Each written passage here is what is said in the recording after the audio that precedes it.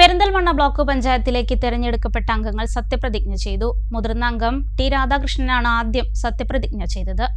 Perinthalmanna block പഞ്ചായത്തിലെ മുഴുവൻ അംഗങ്ങളും സത്യപ്രതിജ്ഞ ചെയ്തു. UDFിലെ 17 അംഗങ്ങളും LDFിലെ 2 അംഗങ്ങളുമാണ് ബ്ലോക്ക് പഞ്ചായത്തിലേക്ക് തെരഞ്ഞെടുക്കപ്പെട്ടത്.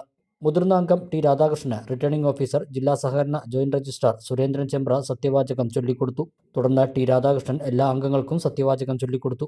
നജീബ് കാന്തപുരം MLA, മണ്ഡലം UDF നേതാക്കൾ തുടങ്ങിയവർ തെരഞ്ഞെടുക്കപ്പെട്ട അംഗങ്ങളെ അഭിനന്ദിക്കാനെത്തി. സത്യപ്രതിജ്ഞാ ചടങ്ങിന് ശേഷം മുതിർന്ന അംഗം ടി രാധാകൃഷ്ണന്റെ അധ്യക്ഷതയിൽ ആദ്യ ബോർഡ് യോഗം ചേർന്നു. Officer Surendran Chembra, assistant returning officer BDO Rajesh Kumar തുടങ്ങിയവരുടെ സാന്നിധ്യത്തിലാണ് യോഗം നടന്നത്. ജനങ്ങൾ വിശ്വാസമർപ്പിച്ചാണ് ഓരോരുത്തരെയും തിരഞ്ഞെടുത്തത്. എല്ലാവരും തങ്ങളുടെ ഉത്തരവാദിത്തം ഒരുമയോടെ നിറവേറ്റാൻ പ്രതിജ്ഞാബദ്ധരാണെന്ന് ഓരോ അംഗങ്ങളും പറഞ്ഞു. ജനാധിപത്യത്തിലെ ഏറ്റവും പവിത്രമായ ഒരു ഭാരിച്ച ഉത്തരവാദിത്വം നമ്മുടെ അടുത്ത് ജനങ്ങൾ നൽകിയിരിക്കുകയാണ്. അപ്പോൾ ആ ഉത്തരവാദിത്വം നമ്മൾ അതിൻ്റേതായ നീതിയോടുകൂടി ഭംഗിയായി നിർവഹിക്കുമെന്ന് നമ്മൾ സത്യപ്രതിജ്ഞ ചെയ്യുകയും ചെയ്തു. അപ്പോൾ ആ സത്യപ്രതിജ്ഞ ചെയ്ത അതേ മാതൃകയിൽ നമുക്ക് ഈ ഒരുമയോടെ കൂട്ടായ്മയോടെ പ്രവർത്തിക്കാനുള്ള സാഹചര്യം ഇവിടെ ഇരിക്കുന്ന എല്ലാ മെമ്പർമാർക്കും നമ്മുടെ പ്രിയപ്പെട്ട ആളുകളുടെയും വീടുകളൊക്കെ സഹായത്തോടുകൂടി നിർദ്ദേശങ്ങളോടുകൂടി ഉപദേശങ്ങളോടുകൂടി ഉണ്ടാവട്ടെ എന്ന് മാത്രം ആശംസിക്കുന്നു.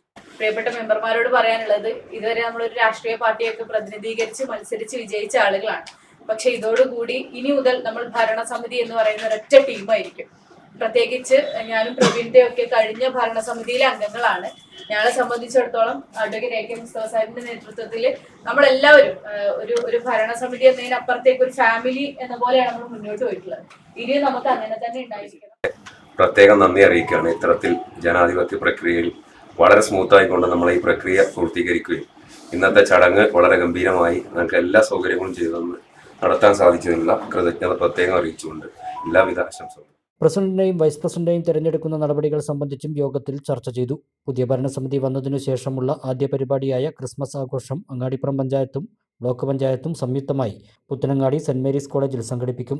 ഇത് സംബന്ധിച്ച് ബ്ലോക്ക് പഞ്ചായത്ത് അംഗം അനിൽ പുലിപ്ര യോഗത്തിൽ അറിയിച്ചു. 23-ാം തീയതി രാവിലെ 10 മണിക്ക് നമ്മുടെ പുത്തനങ്ങാടി സെന്റ് മേരീസ് കോളേജ് വെച്ചിട്ടാണ് നമ്മുടെ പെരിന്തൽമണ്ണ ബ്ലോക്ക് അങ്ങാടിപ്പുറം ഗ്രാമപഞ്ചായത്തിന്റെ നേതൃത്വത്തിൽ പുത്തനങ്ങാടി കോളേജുമായിട്ട് സംയുക്തമായിട്ടാണ് നമ്മളൊരു ക്രിസ്മസ് ആഘോഷ പരിപാടി വയ്ക്കുന്നത്.